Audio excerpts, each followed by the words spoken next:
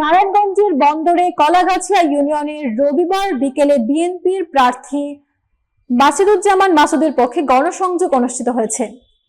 Farazikanda toll plaza থেকে কলাগাছিয়া বাজার পর্যন্ত বিশাল মিছিলের মাধ্যমে সাধারণ মানুষকে মাসুদুজ্জামানের পক্ষে সমর্থন দেওয়ার আহ্বান জানানো হয়। বন্দর প্রতিনিধি সাজিদ হোসেন কিবরিয়া জানান, বন্দর থানা যুবদল নেতা দিন ইসলাম প্রধান নেতৃত্ব দেন মিছিলে। তিনি বলেন, নারায়ণগঞ্জ 5 আসনের বিএনপির প্রার্থী মাসুদুজ্জামান মাসুদকে ঘোষণা করা হয়। আমাদের ধানের শীষের পক্ষে কাজ করে তাকে বিপুল ভোটে নির্বাচিত করব। কলাগাছিয়া ইউনিয়নের সাব নেতাকর্মী একসঙ্গে ঐক্যবদ্ধ হয়ে ধানের শীষের বিজয় নিশ্চিত করবে।